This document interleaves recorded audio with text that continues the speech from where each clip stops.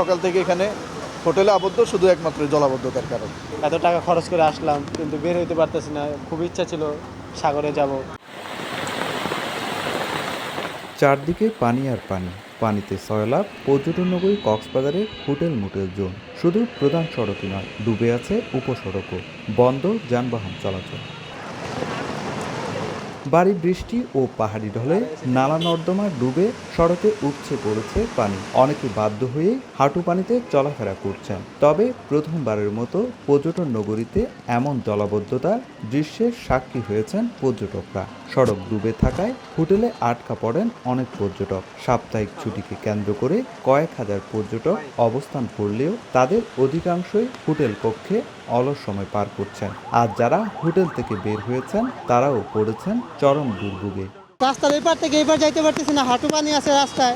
এক hotel change করে এখানে আসছি, ওই হোটেলের নিচ থেকে ডুবে গেছে পুরো। সকাল থেকে এখানে হোটেলে আবদ্ধ, শুধু একমাত্র জলাবদ্ধতার কারণে। এত টাকা খরচ করে আসলাম কিন্তু বের হইতে পারতেছি না। খুব ইচ্ছা ছিল সাগরে যাব। এখন জন্ম সনদ দিয়ে খোলো বিকাশ স্টুডেন্ট অ্যাকাউন্ট। নিজের বিকাশ নিজে কর। সমুদ্র সৈকতের পাশে যে রাস্তায় যে পানি, এটি মনে করি শুধু আমাদের মানুষের জন্য নয়, বাংলাদেশের সরকারের জন্য একটি কলঙ্ক। শুধু হোটেল মোটেল জোন নয়, ভারী বর্ষণে পানিতে ডুবেছে কক্সবাজার শহরও। নষ্ট হয়েছে দোকানের মালামাল, বন্ধ রাখা হয়েছে বহু ব্যবসা প্রতিষ্ঠান। অনেক হোটেলে পানি ঢুকে পড়ায় তা আবার সেচ মেশিন দিয়ে নিষ্কাশন করা হচ্ছে।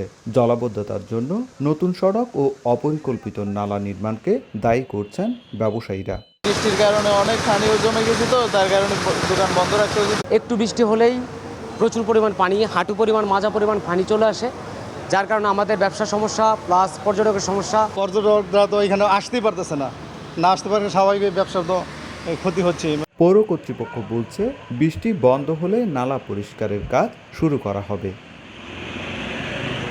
সুজাউদ্দিন রুবেল, সময় সংবাদ, কক্সবাজার।